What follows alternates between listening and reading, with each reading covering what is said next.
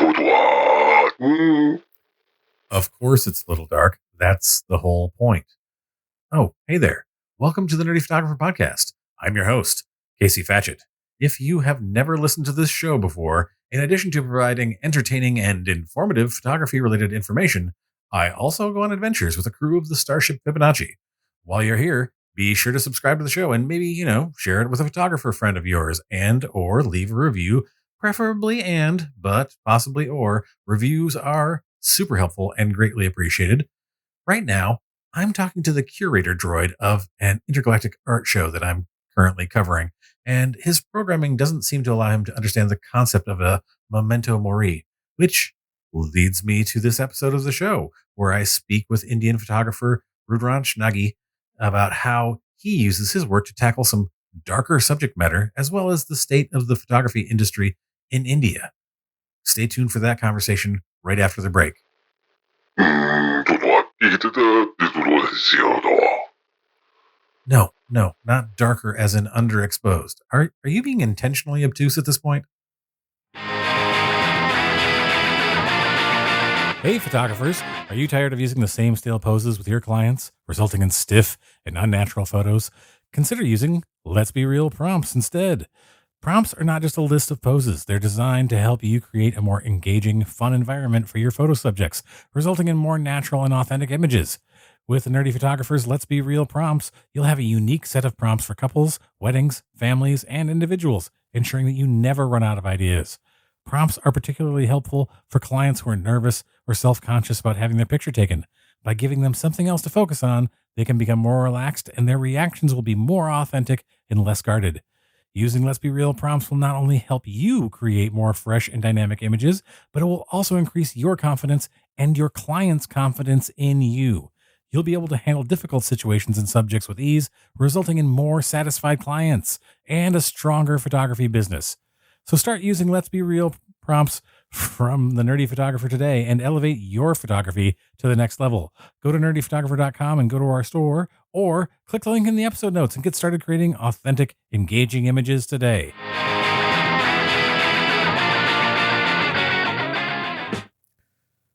Hello, and welcome to the Nerdy Photographer Podcast. I'm your host, Casey Fatchett, and today on the podcast we have a guest all the way from India, Rudransh Nagi.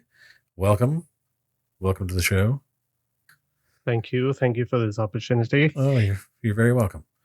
Before we get started, we're going to roll the dice breaker, and it's an 18. What is the best photography-related advice you've ever received?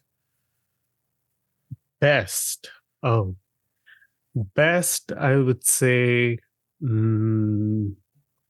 it was given by my Italian professor, and he repeated it every single time we talked, and he said, it's dangerous to only have one idea. So he said, if you just keep thinking about a project in one way, you will never explore. Because I used to go into the projects and thinking about, I want to do it this way, and this way, and this way. And that's it. And I wasn't open to it. So he said, no, be open to it. You will learn more. Yeah, I think that's a great way. That was the best. Yeah. I think that's fantastic advice. I think that, you just having that open-mindedness that you may want to go in a different direction. And I know lots of people who they will shoot for their project and they will like what they thought, and then they'll get something, they'll just play around afterwards and get something completely different that they really like. They're like, oh, we should do more of this. So it's like having that ability to like say like, okay, might not have it exactly the way I want, or going into it just willing to experiment and try different things. Yeah. And it has happened many times where I thought, no, this is the best way to go. And after hearing this, I thought, okay, let's redo it. Let's start fresh. Yeah. And it becomes a much better series. So that since he said it, I mention it everywhere. Anybody who asks me in written interviews, anywhere, I'm going to mention him. I'm going to write it down because that should Uh, definitely that's one that I will spread as well. So uh, one of the reasons I had you come on the show is that I like to learn more about the photography community all over the world. mm, I work with people here in the U.S. Sometimes I work with people outside the U.S. as far as clients, but I also have friends who are in different parts of the world, and I don't know much about the Indian photography market. Like, what's the current mm, state of the photography industry in India? India, like, how do most photographers look for jobs? mm. It's growing. It's starting to grow. We are starting to get noticed. I keep seeing Indian photographers in multiple big worldwide events. Uh, we look for jobs in regular. I mean, Instagram is the best way for Okay, us. Uh, that's where people see our work. We message people. That's how I got work. Uh, that's how I found people for fashion work. Another way is word of mouth. That's one of the best ways. Uh, it's so saturated, Indian market with photographers, that it's better to have some person who knows you in the industry you're trying to get into, so that they can recommend you further. And third way is through WhatsApp groups. okay, So we have um, WhatsApp groups related to each state. So, like, I'm from Delhi. I'm part of the Delhi Film Network group, and they post jobs there. And okay. you can post jobs like, I'm looking for fashion shoot. If you are available, I can shoot, and this is the budget, or we can negotiate. These are the three main ways we get jobs Okay. here. Yeah, I mean, Yeah. it sounds like the Instagram part not dissimilar to things in the U.S. Uh-huh. Yeah, like I mean, there's some things that are just universal, like networking and finding Yeah. people in your industry who know what's going on and know somebody who needs Yeah. somebody.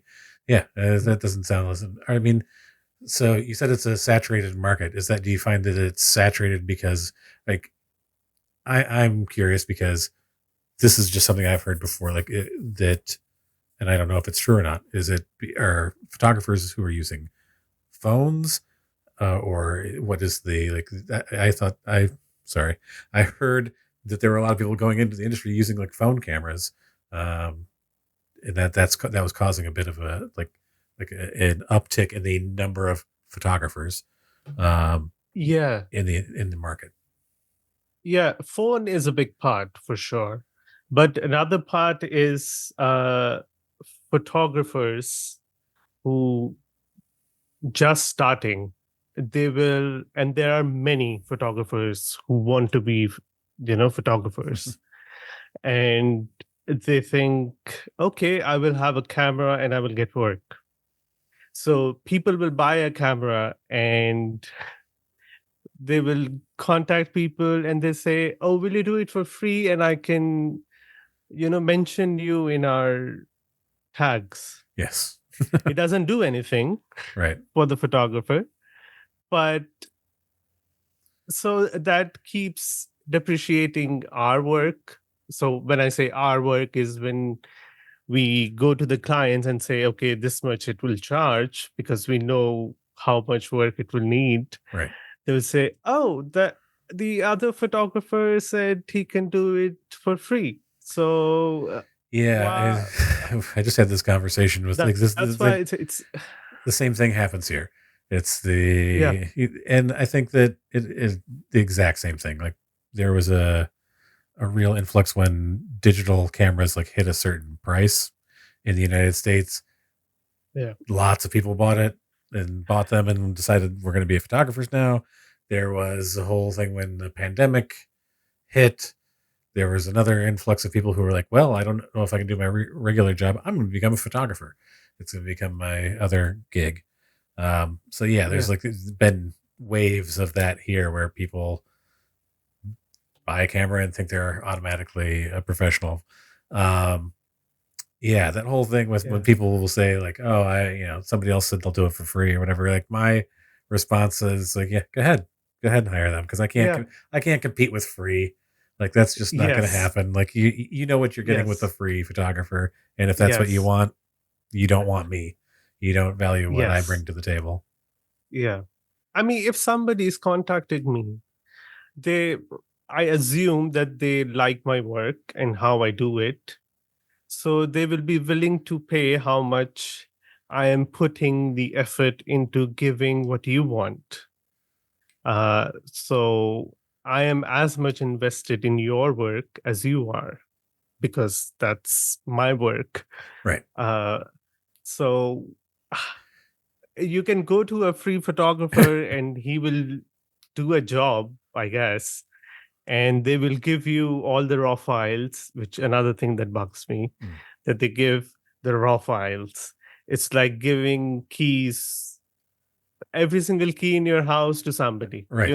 I agree. take the key and do whatever you want, Uh, you know and okay, we're on the, I can't do that, yeah, sorry. we're on the same page. I think that Yeah. there is and that happens to a certain extent amongst.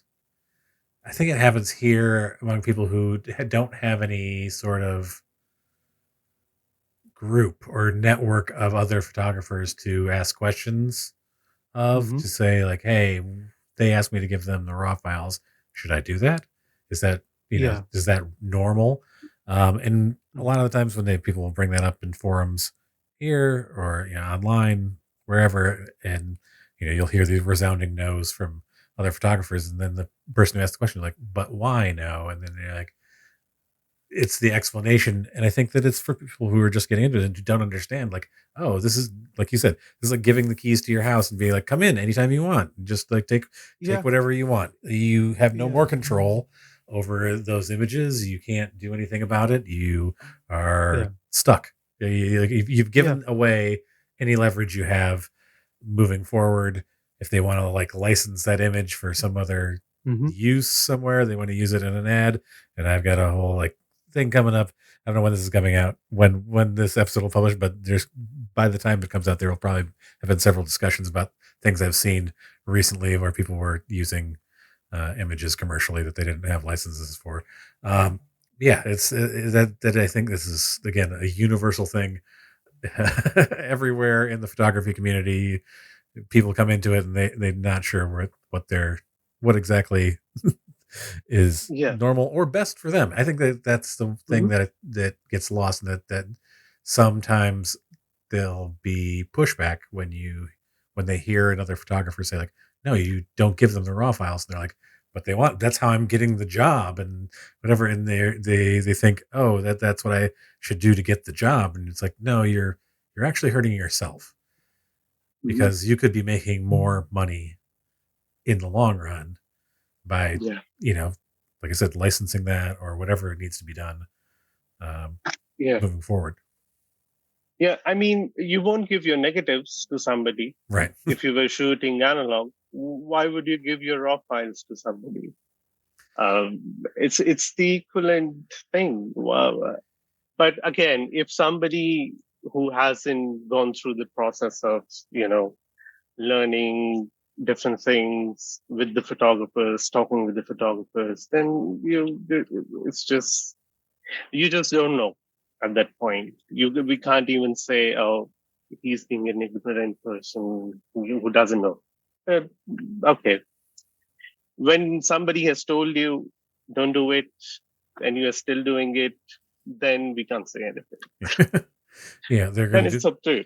right. They're going to do what they want to do, and Yeah, it's yeah. whether or not they're going to hear it, hear the advice, and think, oh, this is meant not only to because there's a reason it's a kind of an industry standard Yeah, that yeah, yeah. you it's to protect all of us, but mostly yourself, so Hmm. you're not giving Yeah, away your work. yeah. And it's a big problem here with fashion industry. they somehow by default expect photographers to give raw files. Uh, Why would I give my raw files? And when I tell somebody, sorry, I don't give my raw files, they say, but why? I'm paying you. You're paying me for the work to Right. shoot, not for the raw files. Right. I won't give you my copyright. I won't give you my raw files. Those two things belong to me. Right. So, If you but decide that's you their want, expectation. yeah, if you decide you want to license X number of images from this shoot to use somewhere else, like use for advertising or whatever, then we can have that discussion. Yeah. Yeah. Oh man, that has Yeah. been a talk that I've been having a lot recently. Both in asking around for there's a particular type of job that I wasn't sure what I should be charging to a corporate client who had asked for Hmm. a particular type of licensing. But then like other people, same thing, where they're just like, oh, like it's a big company, and this is always the I think that it's the foot in the door syndrome. People think I'm going to get my foot in the door. They're going to like me. I'm going to get hired for this job, and then they're going to keep hiring me for if I ingratiate myself to them by giving them the raw files. They're going to always be coming back to me for more jobs in the future, and they're going to hire me again and again and again. No, it's never the case. Doesn't happen. Yeah. I've given people deals thinking, oh well, they'll not haven't given away my photos or copyright or anything like that, but like given discounts on things because I was like, oh well, I'd like to work for this company regularly in the future. That was years ago, but like I learned that lesson fairly quickly. But it happened a couple times where I was like, oh, I really want to work for this company, and yeah, sure, I can do it for a little cheaper than I normally would because it'll be a regular job and they'll keep coming back. It never happens. Yeah. So, what do you think some challenges for photographers that are unique to the Indian market, as far as opportunities, or like what do you think is specific to India and the photographic market there? Like, it is something that's difficult to get Mm. past. I think we are unique in the way that we are a billion people. Yeah. So we are never short of opportunities. uh, but one challenge would be how it is perceived here. So the way mostly people will perceive photography as somebody took the camera, pressed the button, and did the Photoshop work. That's it. So they think it's just a press of a button, and so you don't need to get paid enough or how much you work. So that's the biggest challenge. And then again, like we talked, people who do it for free, they will ruin it. They will, oh, that person is doing it for free. So that's the biggest challenge, where we are still not up to understanding photography properly.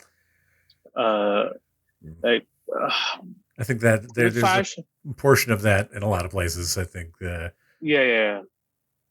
It's listen. It's not just a shooting. Yeah. The amount of investment involved in gear, in equipment, is just too much. You think? And like with if you're shooting with a medium format and it's a raw file, that's like one photo of 150 MB. Yeah. And you need 8 GB hard disk, 3 hard disks, one for backups and one for your cataloging and everything.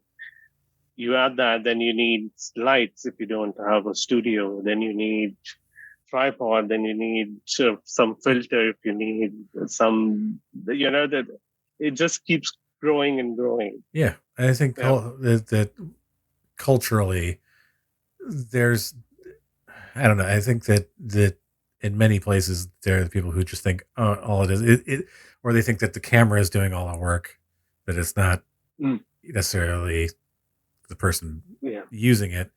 But there is also a lack of understanding of all the things that go into it, because it's like I think any most jobs, but I always tell people like, if you work in an office and you work for another company, whatever, they don't expect you to go out and buy your computer, bring your computer to the office, maintain your computer. Um, like if the IT isn't working, that you have to hire an IT person. Like there's a difference when you're running your own business, whatever Mhm. that business might be. Like you're responsible for all of the things that go on there, and I think Yeah. that's something that gets lost in translation when people like look at it. Photographers, they just think like, oh well, they Yeah. don't think about all of those things that sort of add up. And this is just my advice to anybody who's listening. If you get into that conversation with your clients about that stuff, it's just going to go right past them. Like if you start trying to explain to them, like, oh, well, I spent this much on my camera or this much on my lenses, whatever, they don't care. It's just going to go right over their heads. Yeah. You have to establish your value in a different way.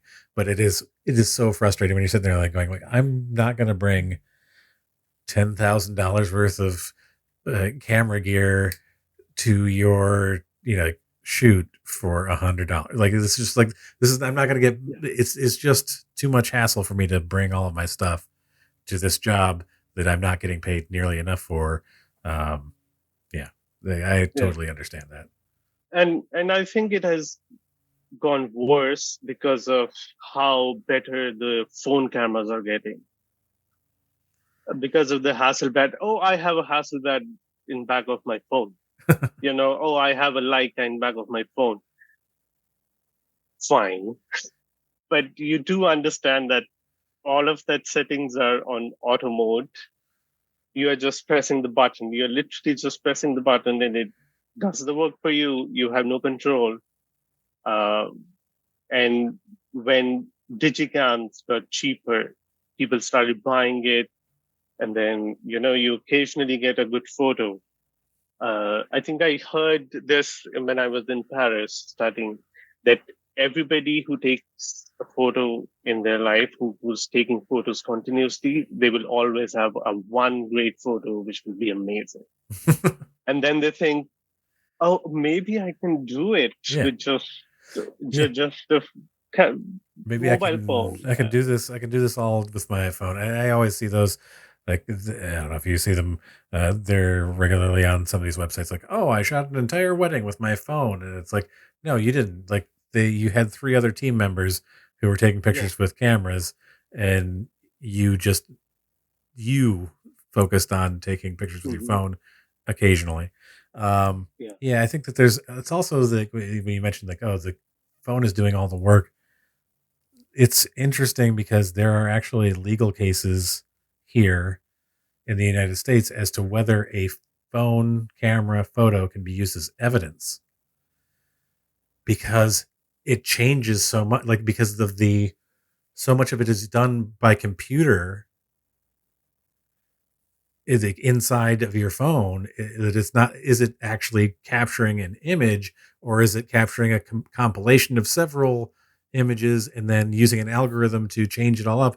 Can it be counted on as evidence? Wow. Oh, wow. Oh, okay. Because that's how much like work the phone itself Mm. is doing, as opposed to like a Yeah. photographer with a camera taking a picture and choosing Yeah. settings or whatever.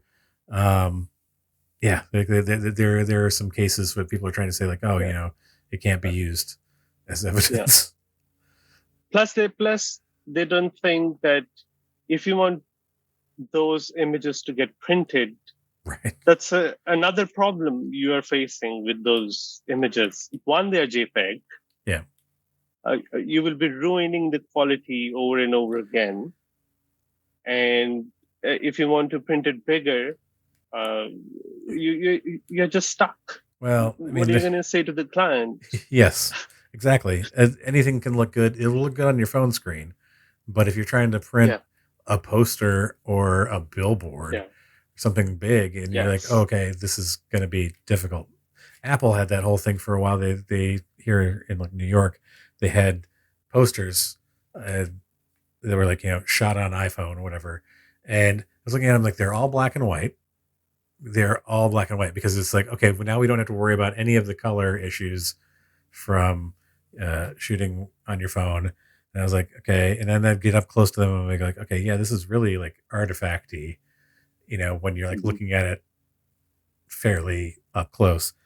Yeah, it's, people don't understand. Even there are some phone cameras you can use, you can shoot a RAW on your phone, Yeah, yeah, but I think that people don't understand is it's the quality of the glass in your phone, in the like the lens elements, and also the size of the sensor.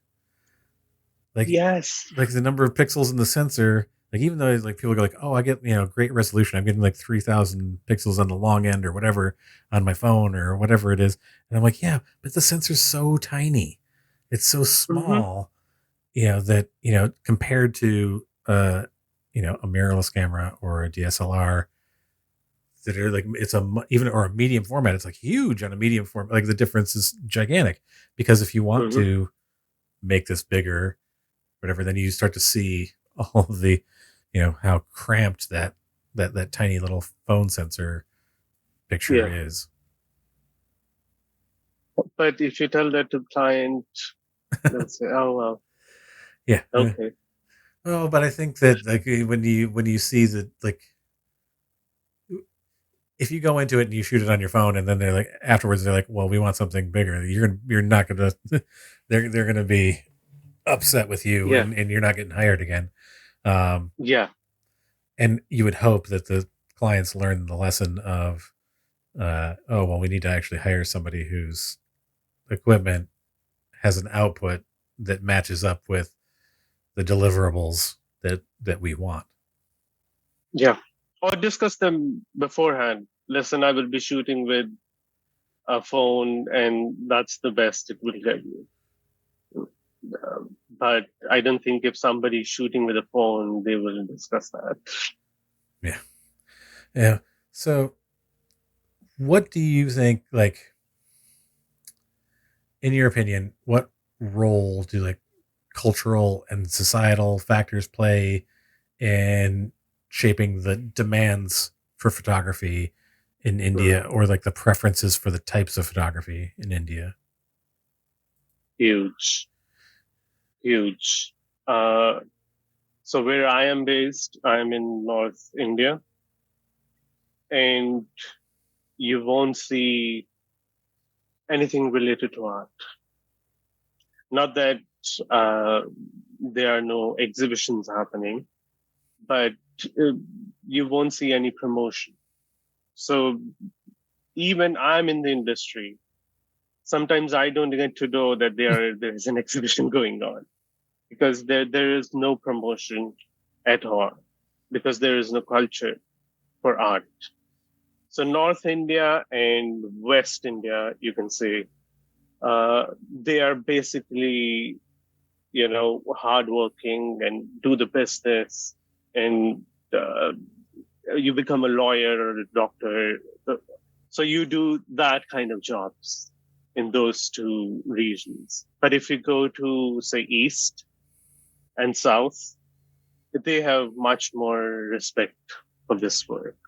Um, Mainly because one, there is huge film industry in South and in the East. Bollywood is the biggest industry, so people have some kind of knowledge about it. They Appreciation have for. appreciation for yeah. And same goes for East. Not only with photography, but also for music. That music is big. If you want to hear country music, rock music, classical rock music, you go to Northeast. They that's there's especially a town which is, I think it's called uh, Texas of India or something like that, where they play classical music, and they are huge fans of rock and classical music. Awesome. So they understand. So they have an idea how much work it is. They appreciate good art. They go to exhibitions. I'm not sure how much they promote it, But in North, you Yeah. you you're better doing something else Well, it's than photography.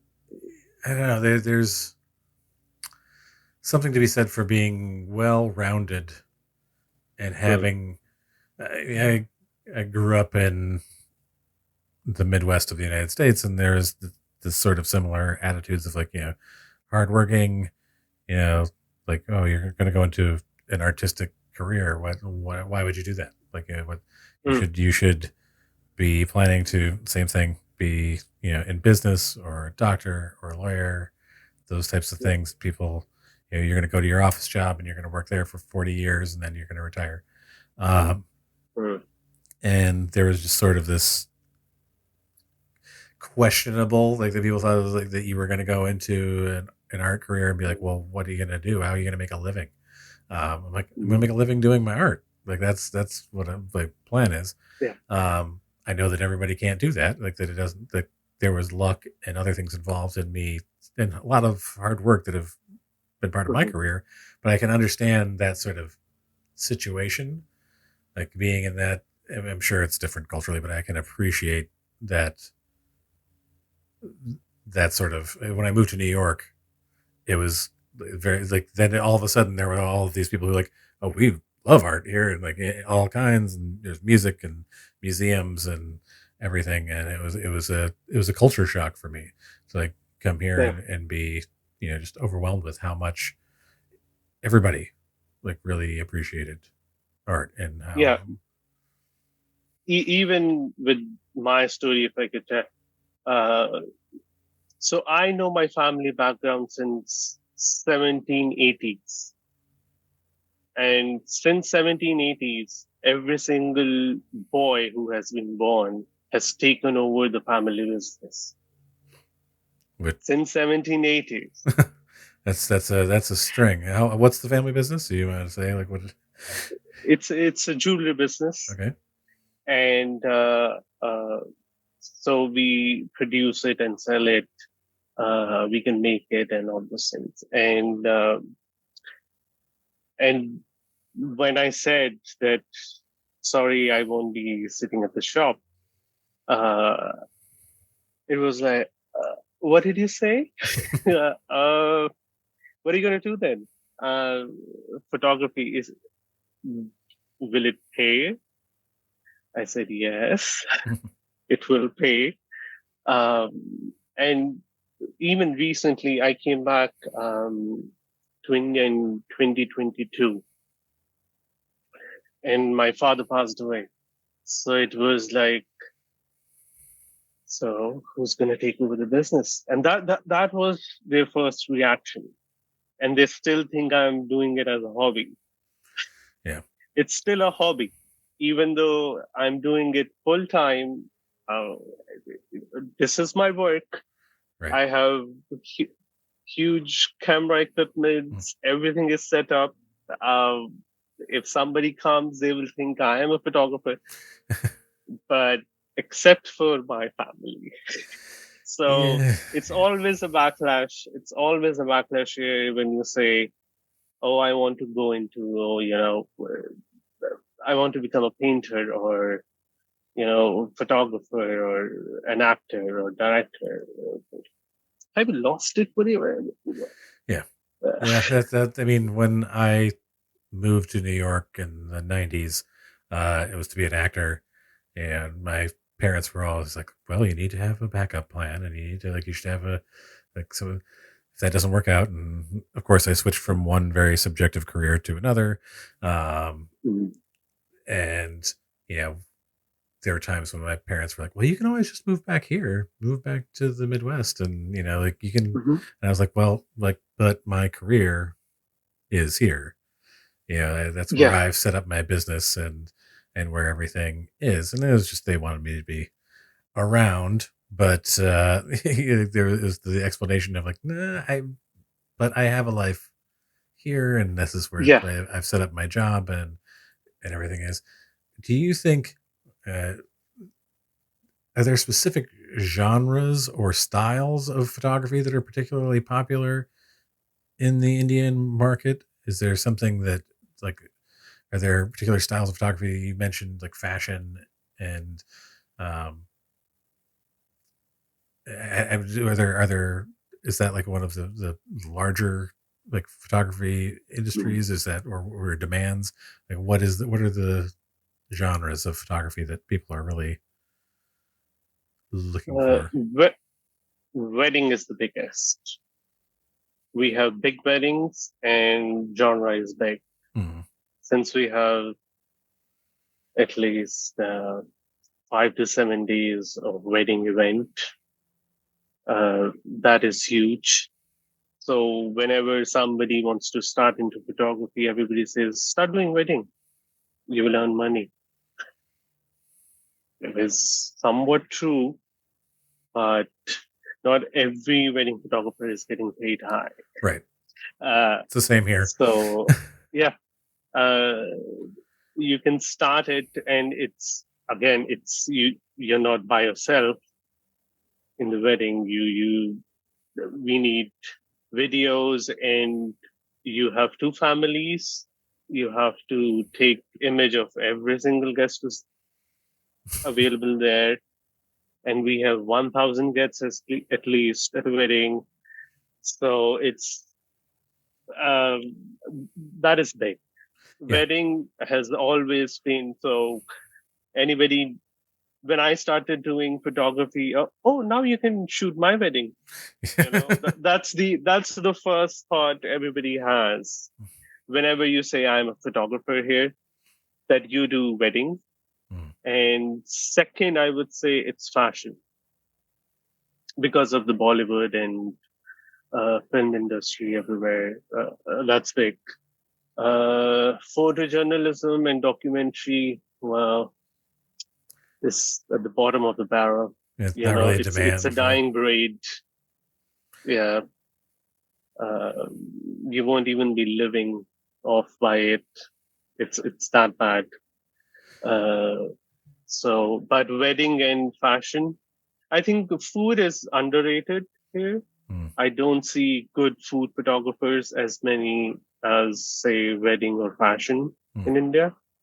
But still, people do here and there. You will find good food photographer. I think Mm. I can't do food photography, but I am if somebody can, please, we need more. I have trouble with it. My wife is amazing at it. She's just knows how to Oh, style the shot, and she likes to bake and everything. She has her own Instagram account. That it's all like her taking photos of things that she's baked or created, and it's just like people are like, oh, did Casey take a picture of that? And I'm like, no, no, she does. That is all her. That is all her. She just knows how to style things, and like it's amazing to me. I sit there and look at it and go, well, I yes. do this, and I'll set it up, and I'll just take my photo of it, and then I'm like, well, that's all right, and I'll be like, it's okay. I Yeah. think that's good, and then she'll take a picture, and I'm like, it's so much better than what I did. Um, some people just I have a think it's a knack for. different kind of yeah, it's a different kind of creativity you need with food. I think, Yeah, which I mean, how much it's a plate, something is on it. How much creative you can be with it, you yeah, know.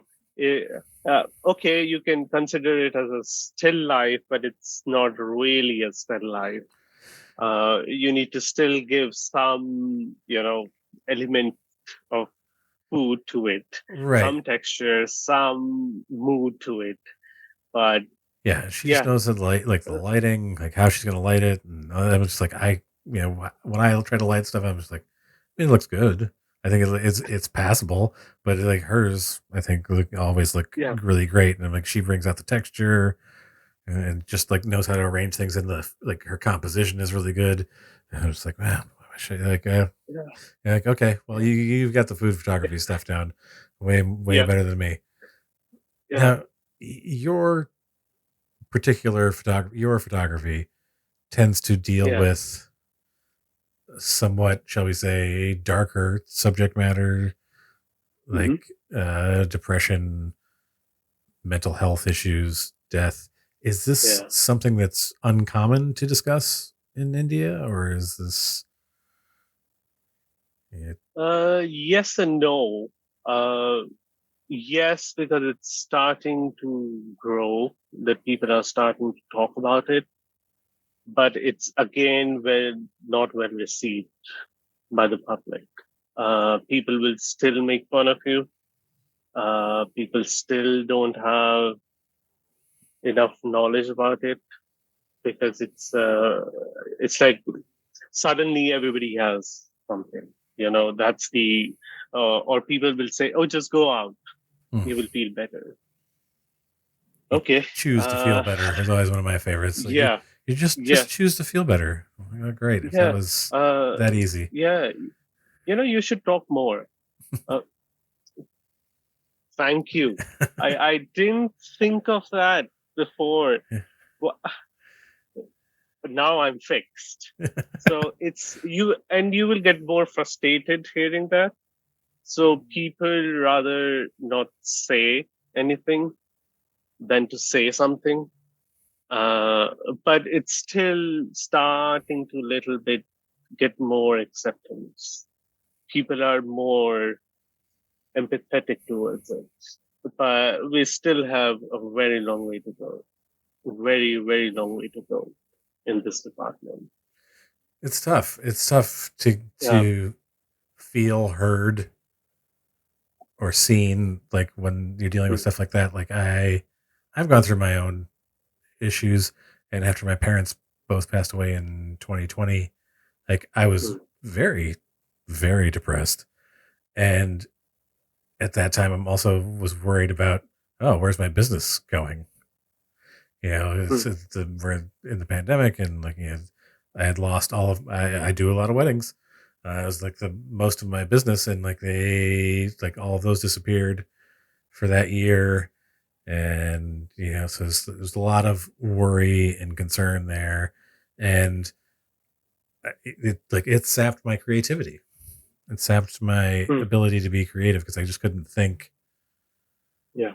I couldn't get my mind past those things. So and it was actually through this podcast and like having Mm. conversations with people that I was able to. I mean, I sought help elsewhere, but um, but in talking to people, and I talked to other people who had been through similar things, helped Right. me understand more about my own situation and to also not feel alone in it. Right. Yeah. And Exactly. Yeah. Because, or one thing you will always hear people who are not going through it or who don't have the understanding, they will say, "Oh, at some point, everybody goes through it." And I say, "Okay, if you're worried for your interview, it's a legitimate or legitimate, anxiety. hmm, But if you hear a doorbell and you have the same reaction and you're going through it for the next 1 week just because somebody rang the bell, that's a different thing. right, You're not going through the same thing. You really don't understand that it's completely different. yeah, Phases are different and being in it is different. yeah. And you plus they can't see it, so it's not tangible. It's It's so they think, "Oh, you look fine." it's Uh, they can only understand, and maybe this is partially why photography and art is a wonderful way to communicate things and how you're feeling. Um, Only through those types of things, and I had that experience with my father. I found out that he was never diagnosed with anxiety, and that he like I was talking about these feelings. He goes, "Oh, I've felt like that, most of my adult life," and I was like, "What?" mhm. And he just never said anything about it. And I'm like, "You've got anxiety." He goes, "Well, I feel way better now, like in the last, 5 or 10 years, whatever." And he's like, "But yeah, that was like, from the time I was 20 till I was, in my 50s, that was like a Mm. real problem." And I was like, "Wow, you were dealing with like pretty heavy anxiety then." And he's like, Yeah, "Well, I guess, just not yeah, understanding it and not having any way to tell other people about it. And that's what is wonderful about art. Was that your impetus in addressing this subject matter in your photos, was to kind of like show what was the inner workings of what was going on for you? Yeah, yeah. I think it started when I was 8 years old. So since 8, I have been dealing with this, but I didn't knew that I was dealing with this. So I used to have suicidal thoughts, and it grew really bad at one point. And to me, that was pretty normal because I thought everybody must be going through it, because I had no knowledge of it, that I was going through it. Then I thought it was just normal, right? So you waking up every day thinking, why did you wake up in the morning? You would have rather died and not wake up at the age of 14. I thought that was normal. It was like you are just breathing air, You only realize it when you can't breathe. Yeah. So when I had my first panic attack, then I realized I need to get it checked. And still, I didn't knew. So I had my panic attack when I was in Paris, and they did all my checkups, and they said, "No, you're fine." I said, "I thought I was having a heart attack, and you're saying I'm fine. Something must Be wrong. be going on." Yeah. And they said, "Oh, did you change your diet?" I said, "A little bit." Nothing significant that I should feel like I was having a heart attack. So that was my starting point of talking about these things through photography. That's when I started taking it more seriously, to tell these things, because I thought, one, I can't explain it to people again and again. Two, I know that now there are way too many people who are going through same things, but they don't have the platform to say it. And I can use my photography to talk about it. And if somebody sees it, we can have a conversation, let's have a chat. I always say, if you have seen my series and you feel like messaging, don't be afraid, just message and we will talk. Sometimes somebody listening to you and feeling like, oh, I have feel heard. Yeah. Gives you a bigger boost to getting out of it. That's the first step, that you feel heard in these situations. So that's why I started picking up these topics. I thought, let's, if nobody else is doing, I should do it. Yeah, absolutely. Because I was getting frustrated. With it. So I thought, let's channel it in a better way and start doing work on it. Well, I think that helps you slow down the process mentally for yourself, because then you're thinking about it in a different way, and you're forming new neural pathways to like think about this issue, and you contextualize it differently. You put it into, like, I'm going to do work on this with art, and and find some way to express these inner feelings, because I don't feel like I have the words to express exactly what's going on.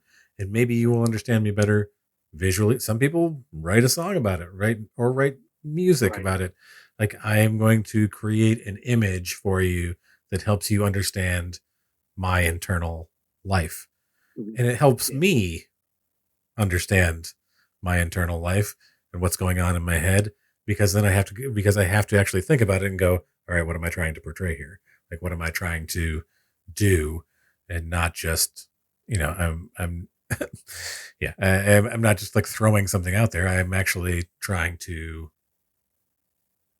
make something, like create a thing that personifies or Yeah. exemplifies like what is going on inside. Yeah. You're changing the meaning of it. You, in a way, you're dealing with it. You're changing the negative aspect of your life to something creating positive, which might affect somebody else as well. So it completely changes your perspective towards it. So, and then you start thinking, okay, maybe I should research it more. I can talk about it more. I can, do something about it, go to therapy, or just that taking that step, Yes. that first step is the biggest step. And once you take it, things start moving for you. Yeah, and it's Uh, a journey of 1,000 miles starts with a single step. yeah, You have to start moving in the yeah, direction of making things better for yourself. And it's like whenever everybody says like, "Oh, just you make the choice to feel happy."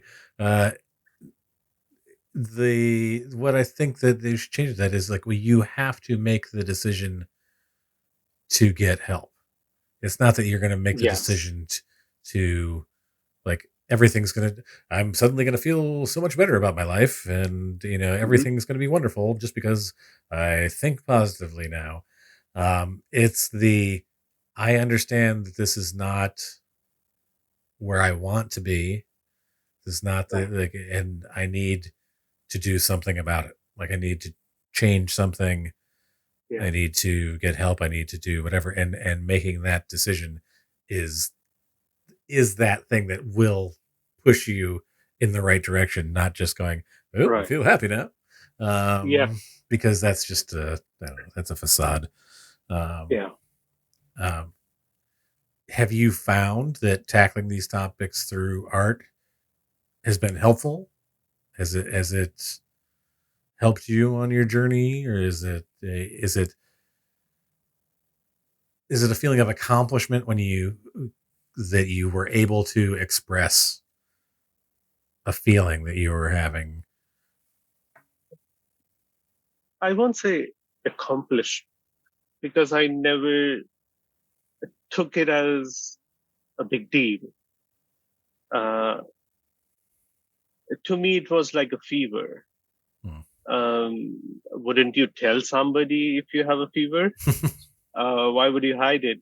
Uh, so it never felt like an accomplishment, but I will say that it allowed me to talk about it because words were failing completely.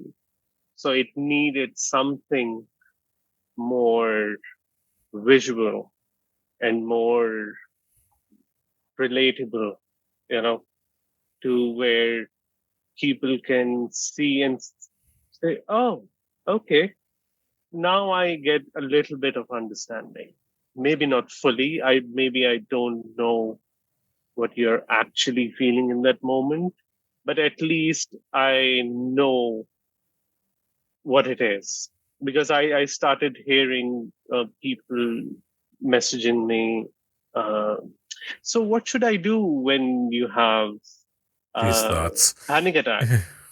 Uh, and how should I react to you when you are having a panic attack? Panic attack. So uh, that has shifted with people because, like you said, your both of my parents have you. My father used to have it, and I used to say, "Listen, you have general anxiety disorder.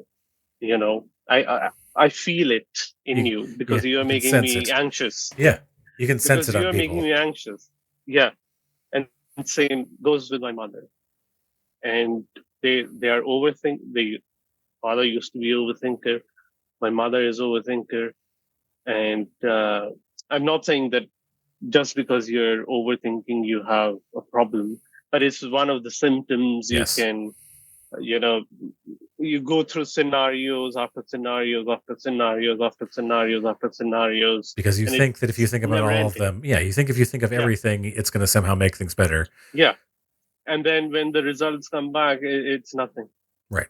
It's neither of the scenarios you thought about Yeah. I mean, for a week. I went through that for so many years and thinking that was normal, thinking Yeah, that it was like, I would, okay, well, what if this happens? And then what if this happens? And that was just being prepared is what I thought yeah, that was. And then, yeah, work for work.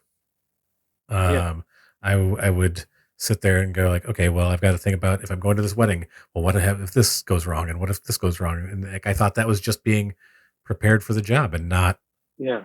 like the anxiety that I was dealing with. And I had a panic attack um, in 2019, and that was when I Mhm. really started getting like a lot more help for the anxiety. Like I knew Yeah. before that the depression was an issue, Mhm. but like the anxiety, and my wife thought she was same thing. She's like, "Are you having a heart attack?" Like, and I was like, "No, there's none of those. Like, it's just like I feel like I can't breathe and I have no control over what's going Mhm. on in Yeah. anything." And I was just like crying and breathing hard. And she was like, "Okay, you sure you don't want me to call an ambulance?" And I was like, "No, I think I'm okay. Like, I'm not feeling any of the other Yeah. like the heart attacks and symptoms." And but that Yeah. was like, and I went to my doctor afterwards, and he was like, "Oh no, that's definitely a panic attack, and you really should start figuring out something with your Yeah. anxiety." Because there Yeah. were also times I wouldn't sleep. I wouldn't sleep Yeah. for you're constantly thinking about what you need to do. Yeah. I didn't used to sleep until 6, 7 a.m. in the morning because the thoughts were never ending. Yeah, They just keeps happening. you know And that. if somebody is listening to this and who's going through this, I will highly recommend Dr. Harry Barry. Listen to his videos because that's where I actually understood what was happening. Can you send me the link to And that yeah, offline so then I'll put it in the episode notes for people to find if they yeah, need yeah, to. yeah. Yes, yes, I will do that because he wrote several books. That's where I understood what was actually happening. Because when I had my first panic attack, and Parisian doctor said, "Oh, you're fine," but for 4 months, 5 months, 6 months, I had no idea. So I was waking up every day thinking I'm going to have a heart attack. Mhm. Yeah, me too. I was worried that Yeah, was going to happen, and went to a cardiologist, got all the whole workup done, and they're like, "You're fine." And I was like, "Are you you're sure fine. Are you sure I'm fine? Is there any other tests we can run? Yeah, Because you might be missing something." And yeah, it yeah, was just that whole thing. Like I tried to explain to my wife that like what it was like trying to sleep and trying to get my brain to shut off at night hmm, so that I could sleep, because I was always thinking about work, always thinking about like what I needed to do the next day. Like I was thinking about what I needed to do the minute I woke up. Like I'd wait when I did wake up, I would just be like, okay, I got to do this, yeah, and if I don't get started on them soon enough, then my whole day is ruined. And she was just like, oh, okay, like that's a that's different than how I experience the world. And what yeah. blows my mind, blows both of our minds. I don't know if you've heard this, but there are a lot of people who don't have any internal monologue whatsoever. Does that like Yeah. can you can't imagine that, can you? Like when you deal with that amount of like talking in your brain, you can't like you can't wrap your head around that there are people who just walk around and there's nothing happening in their head. I have a Yes. constant stream of something happening in here. It's either me talking to myself, it's a song that I heard yesterday that I really enjoyed, or whatever that is just playing on loop. There's just all sorts of things going on in there. Yes. Um, and meditation really helps. But at the same time, like I can't think of life. I was like, wow, this is why other people are so productive. It's because they don't have to like like Yeah. second guess all the time and like run through Yeah. 800 scenarios. Yeah, I hear. Oh, I just went. I just went. Yeah. Okay, how? Teach me, because my brain is hyperactive all the time, and you just can't stop. Thankfully, with therapy, it's much better, and I sleep instantly now. But before it was like, okay, if I put the alarm at 6, I will have to go to bed by 10. I have to count 1 or 2 hours of no sleeping because I will be way too active. So 6 hours sleep is fine from 12 to 6. That was the routine. Oof. And Yeah, I'm familiar with it. I did the yeah, same thing, but yeah. it's difficult. You found that tackling these feelings with art is helpful. Would you say, like, you just kind of Yeah, yeah, yeah, absolutely. I mean, uh, it needed to come out in any way. hmm. It needed to come out. Uh, that's the best way I can say it. Because if people are not listening to your words, show them. Yeah, but make it Talking about a car crash and showing them a car crash are two different things. exactly. People Yes, have more impact of a car crash if they see it. right. They will instantly scream or they don't want to see it. Or So they it clicks, the understanding yeah, of yeah, what's happening, like, yeah, clicks inside of them. yeah, yeah. So, looking ahead, what do you envision the future of the photography industry in India being like, and how do photographers, you know, take get on that ride moving forward, like, see where to be headed in the right direction with I feel for them it? truly because of uh, AI. Mm, Um, that's a problem. I don't know. I mean, it's growing so fast at yeah, such a rapid pace that before you think something else comes up. And by the time you get used to one thing, and then, okay, I have to adjust to that now. Before it was just DALI. yeah, Oh, you can create some images and it doesn't look that good. You can, face is all messed up and it's hazy. And then suddenly, oh no, hyper realistic. You can't even differentiate between a real image or an AI image I've been done with telling. 2 sentences. Yeah, I've been You telling know? people a lot lately. There were several Instagram accounts that I was following for a couple of months and had no idea that they were AI, entirely AI generated, until they posted something that was obviously AI. And I was looking at it going like, what? And going back and, like, searching through, because they would have these, like, really long captions, and at the bottom, like, after a 500-word caption, there'd be like AI art, like, had, and I Yeah, was, yeah, and like, not saying anything about it, and yeah, then in their yeah, comments, people would be like, "Oh, this is an amazing photo," and they'd be like, "Oh, thank you, I appreciate that." Like, yeah, but it's not a photo; it's you yeah. use AI. But yeah, I was like, I have a pretty critical eye for things, Hmm. and I would start to be like, oh, well, this is interesting, like, is, what's going on here. But there was a whole fashion account, I'll send it to you, so you can see it. But I was looking at this work, and I tried to contact the guy who did it, and I was like, this are you, like, what are you doing? And he's like, I don't talk about my process. And I'm like, who are the people in these photos? Are these like totally AI generated people? Are these, because they look really real? They Yeah. look, in like the hands, like, there were like full body shots of people like walking, and I'm like, it looks real. It looks incredibly real. And then there were all these landscape. There were the other two were like landscape photographers, quote unquote. I'm using air quotes for, since this is a Hmm. podcast. And I was like, wow, this is great. Those are great shots.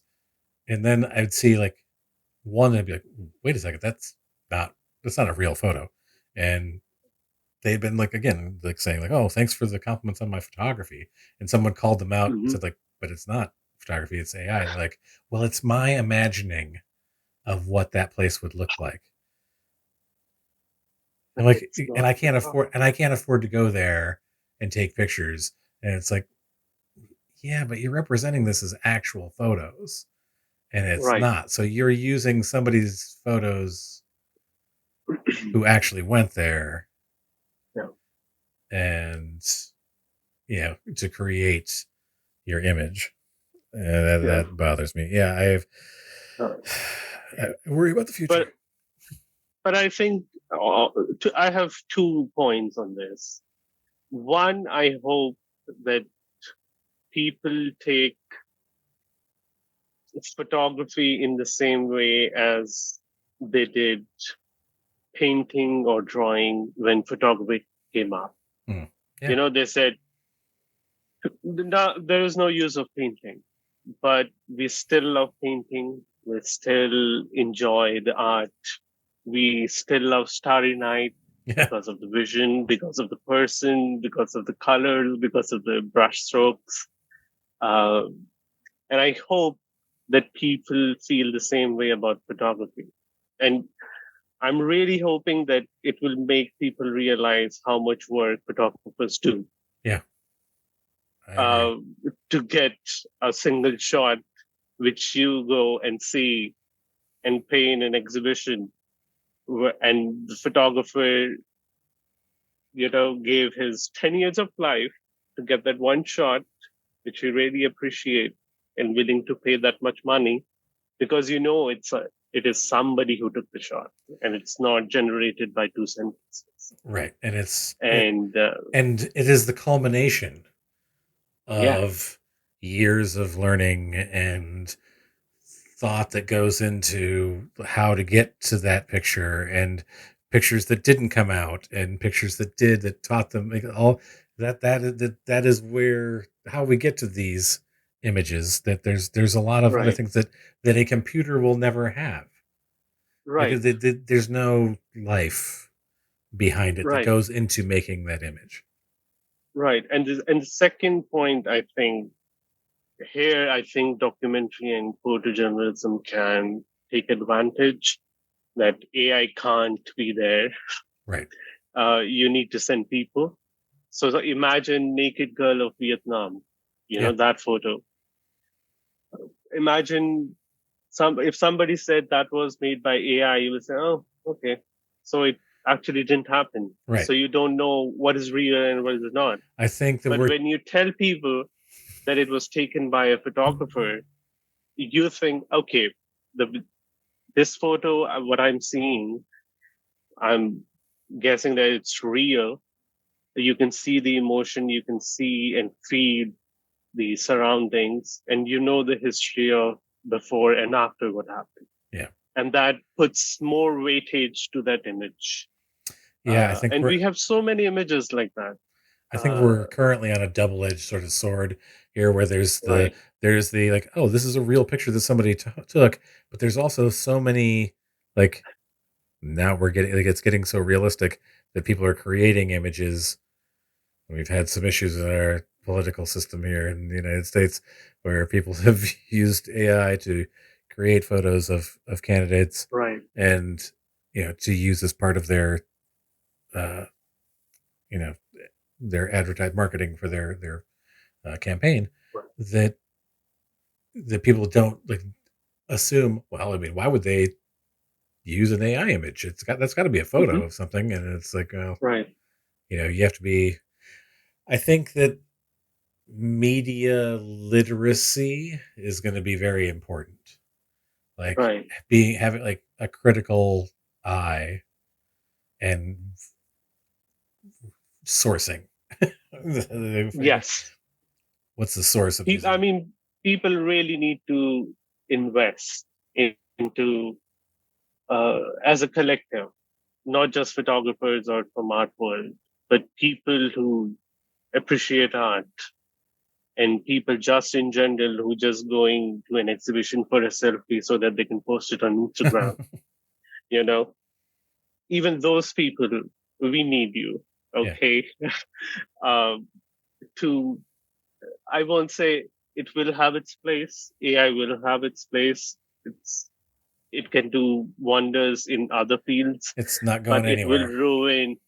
it will ruin so many things for us. Because then why would somebody go to a photographer if they can just type it and you have an image for fraction of a price? Yeah, I think that this is a discussion I've had with other people, like that there's going to be a premium for people who want real images, who want Right. I think that there might be a backlash to this coming, that sooner than later, and I hope that's the case. And Yeah. that I see younger people who are like unhappy about like too much retouching on a portrait. They'll be like, "This doesn't look real Yeah. anymore," and that's how like a lot of AI pictures come across. It's like is not real looking in some ways, and like that I hope that there will be some pushback. Like it can be used as a tool in wonderful ways, and there are things that I use an AI culling service to go through all of my photos to like narrow things down, because it groups all of the similar looking photos together and like picks a couple of them and says these are probably the best ones, so that I can then look at it and go like, oh yeah, all right, those are the one, I'll keep those, as opposed to having to sort through thousands of images from a wedding. I think that is a good use for AI. There are a lot of AI, quote quote AI things that we've been using in editing for a long time. I Mm-hmm. think that it's a tool. It's a tool. I think that It's a tool. we need to get a better handle as a human society on how to use the tool. That we'll leave it Yes. at that.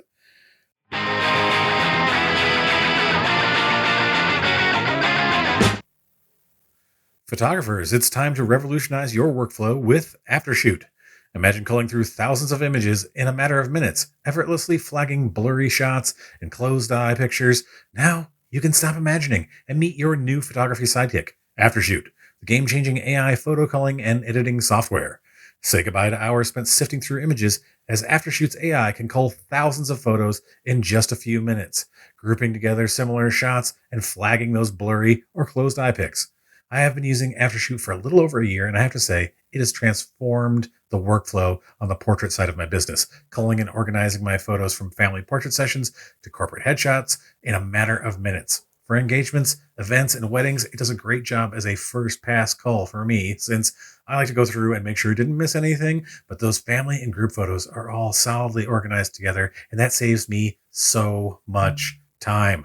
You can also make your artistic vision a reality. Aftershoot's automated AI editing is customizable to your unique style. Edit thousands of images in just a few clicks, achieving consistency and brilliance effortlessly. Sign up now at nerdyphotographer.com/recommends/aftershoot and experience the Aftershoot advantage with your first month free. Transform your workflow and transform your business. Go to nerdyphotographer.com/recommends/aftershoot or click the link in the episode notes and free up time for what you love by letting AI handle the heavy lifting, so you can focus on capturing moments and not sorting through them. Hey photographers, are you ready to say goodbye to the chaos of scattered contracts, missed leads, and disorganized schedules? Then you should try Pixify, your all-in-one client relationship management software that'll take your business to the next level. Pixify brings order to your business chaos by streamlining your workflow. Manage digital contracts, effortlessly track leads and clients, and organize your schedule all from one intuitive platform. Impress your clients with personalized and branded communications. From email templates to booking pages, Pixify ensures every interaction reflects your unique brand, building trust and loyalty. You can say goodbye to scheduling headaches. Pixify's scheduling tools make it easy for you to book appointments with clients and for you to keep your calendar organized. Deliver a VIP experience with personalized client portals. Your clients can access important documents, view their project progress, and interact with ease. And most importantly, no more chasing payments. Pixify automates your invoicing and payment processing, ensuring you get paid on time every time. I've been using Pixify for over a decade, and it has saved me countless hours and a lot of money. I tried a number of other CRM options before settling on Pixify because Pixify offered the most robust set of tools that also allowed me to truly connect and foster my relationships with my clients. I highly recommend it. And you can save 20% on annual Pixify programs when you use our link, nerdyphotographer.com/recommends/Pixify. You can also find that link in the episode notes. Save big money and save yourself time. Time, the one thing which you can never get back. Pixify saves me hundreds of hours every year that I can spend on tasks that make my business money or by just relaxing and getting away from work. So what are you waiting for? Visit nerdyphotographer.com/recommends/Pixify and save 20% today.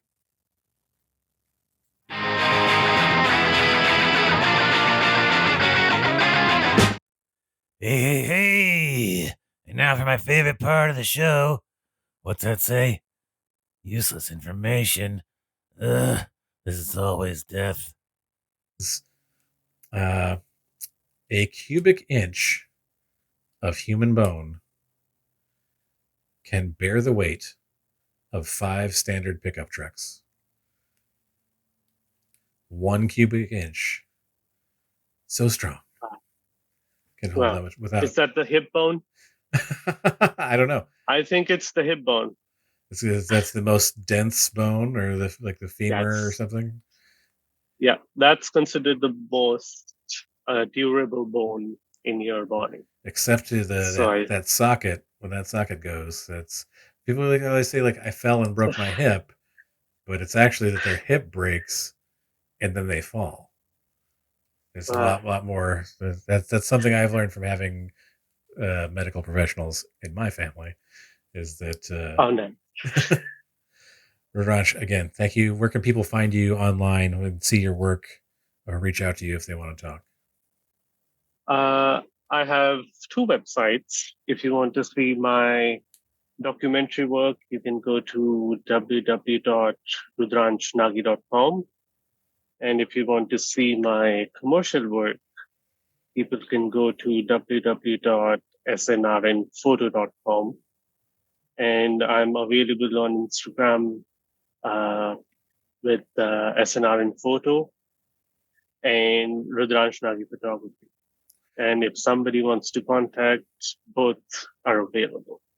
I'll put those links in the episode notes for people to find, so they can go and just click on those and find you. Again, thank you for coming on. I really appreciate it. It was a great conversation. Thank you. Thank you very much. Thank you. Thank you for having me.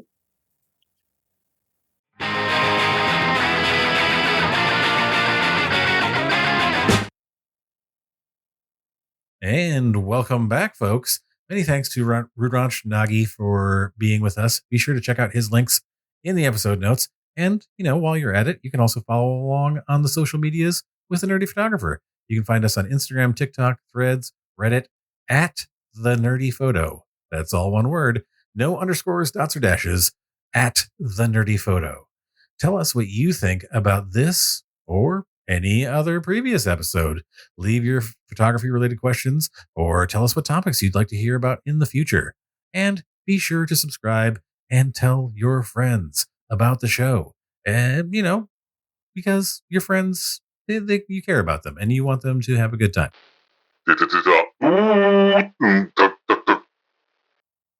You're getting closer. Think of it as more as the inevitability of planned obsolescence, maybe. Until next time, everybody, stay safe and stay nerdy.